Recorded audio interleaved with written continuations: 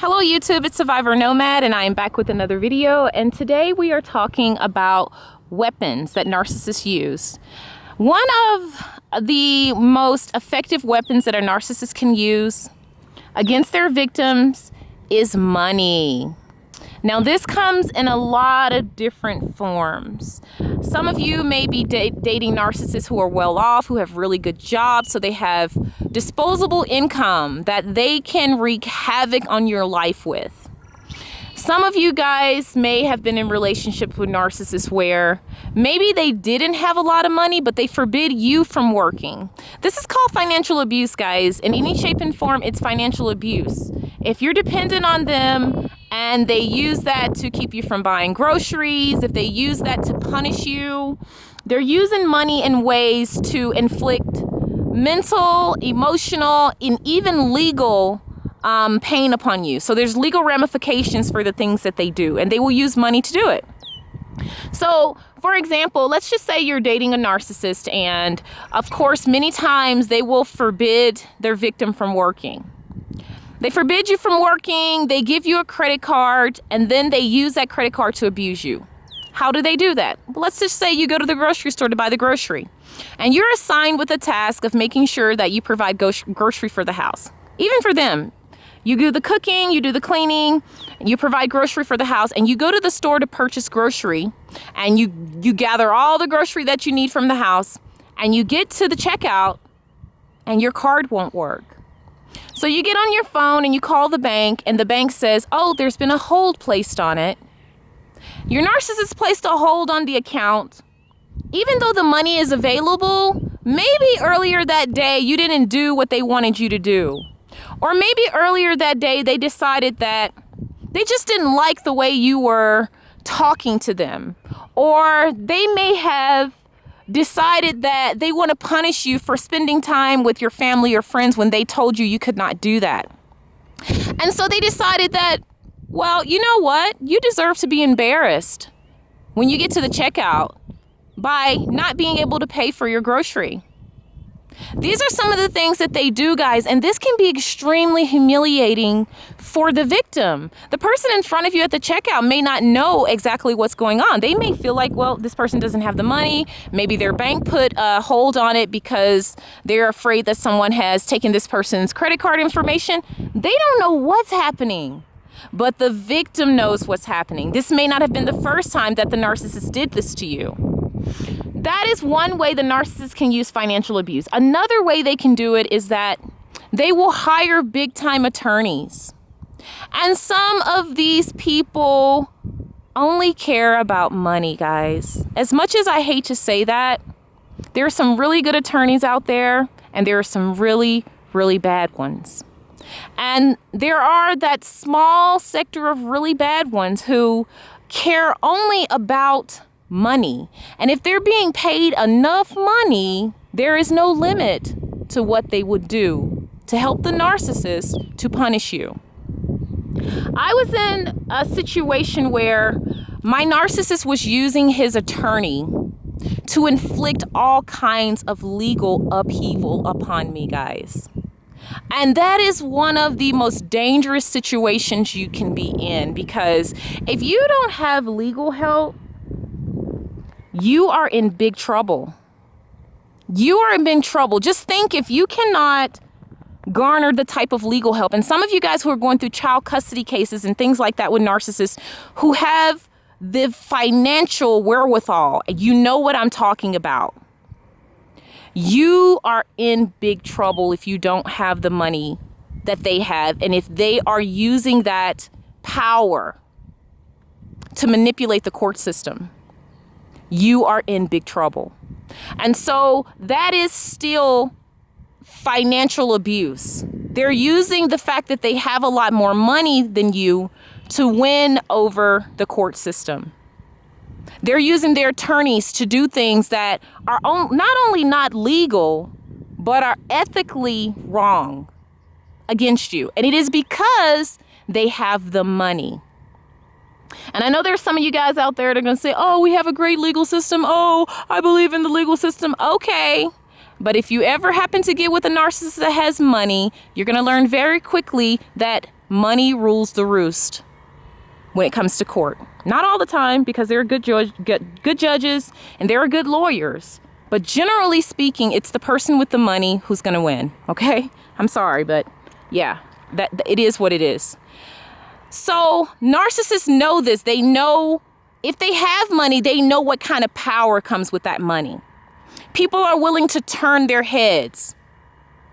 Even when they know something wrong is going over, they're willing to turn their heads if their pockets are being padded. Okay? So this is one of the key weapons that a narcissist will use is financial abuse against you. If they have just enough money, guys, they can buy some of your family members and your friends, your coworkers, your boss, your instructor in school. Guys, I am not talking about something I read about or that I heard. I'm talking about things that I have actually experienced. Please be well aware that if you are dealing with a narcissist who has money, who has financial wherewithal, even if he has just a decent, stable job, and he's able to use that money that he's making from work, you're in trouble. You're going to need some help. You're going to really need some help. And my advice to you is to seek out as much help as you possibly can, as early as you can. Because you are going to be battling a lot of flying monkeys, and they're going to be coming from some very interesting places. Some of them will have 2 and 3 letters behind their names. They will be people who are supposed to be public servants, serving the public without regard for the person who has financial wherewithal or whatever you want to call it. But they will not, because the money will lead them astray. The money will talk, okay? And you will find out they could care less about the abuse you're enduring. They don't care. And I hate to put it this way, and some of you know exactly what I'm talking about because you're going through it now. They don't care. So that's a very, very powerful weapon. Financial abuse is a very powerful weapon of the narcissist, and they wield it like a sword, guys. They use it to every advantage that they can. And this is a really dangerous situation for a victim, because there's so many people that a little money can make them do crazy things. Crazy things, guys. Your well-being becomes in danger. Your life becomes in danger, guys. Your kids, you're in danger of losing your children.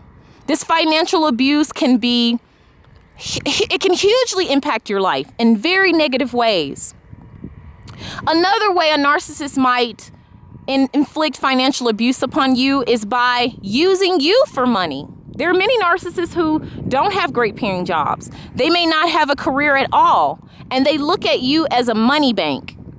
And they begin using you guys. And one of the telltale things that they want to do is get you to marry them, because they know it's legally binding now, especially if you've been taking care of them and they can prove that you've been taking care of them. And then all of a sudden you notice you're in divorce court, and this person who has not contributed anything to the marriage, has taken from you, is now wanting alimony.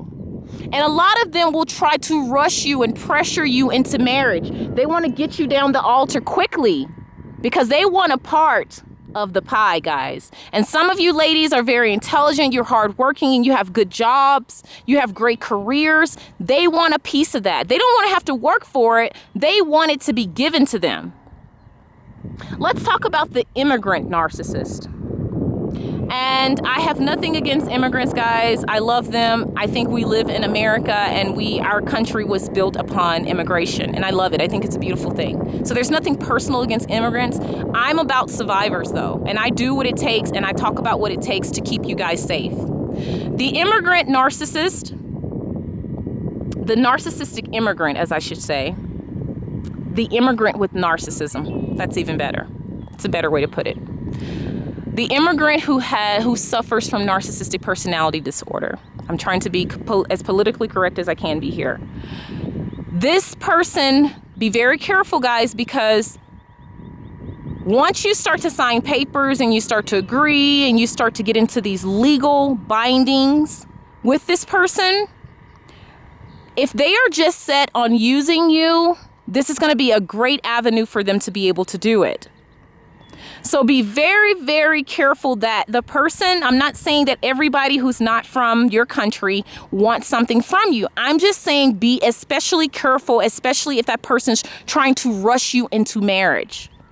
They may think you're a fool and that you don't realize and don't know that that's going to bind you legally and it will bind you financially to them. So just be very careful. Be very careful that that person is not trying to marry you for some reason other than what marriage should be entered to. If you know that this person is the kind of person who generally just wants whatever they can get from you, if they're using you, if they're already abusing you, they're already causing you anxiety, they're already causing you, please do not marry them. Please do not marry them. It's only going to get worse. And because they're not from this country and you're now married, you have certain obligations to this person. Please do not marry someone because they simply want to be a citizen.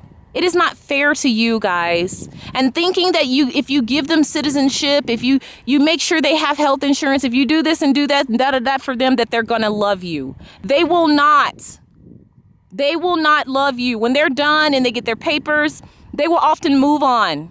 Sometimes they're already cheating on you while they're in the process of doing that. They're already love bombing someone else. They just need you so that they can get papers, so that they can move to a better place in life. You don't want to be somebody's come up. You don't want to be used. Okay? Don't allow them to do this to you. They will bait you in all kinds of ways. Oh, if you love me, you'd marry me. Don't you want to see me have a better life? Don't you want to help me? Yeah, I want to see you have a better life. And yeah, I want to help you. But I also don't want to be used for that.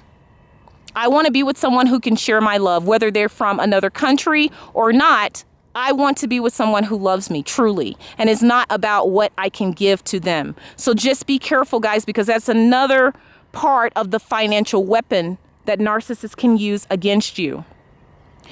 This video has been very long, guys. I hope you got something from this. Just remember, I talked about in my previous videos, the weapon that narcissists use, trying to make you feel insecure. And this one has been the financial weapon. And I will continue to do this video series on the weapons that narcissists use. Love you guys and talk to you on the next video.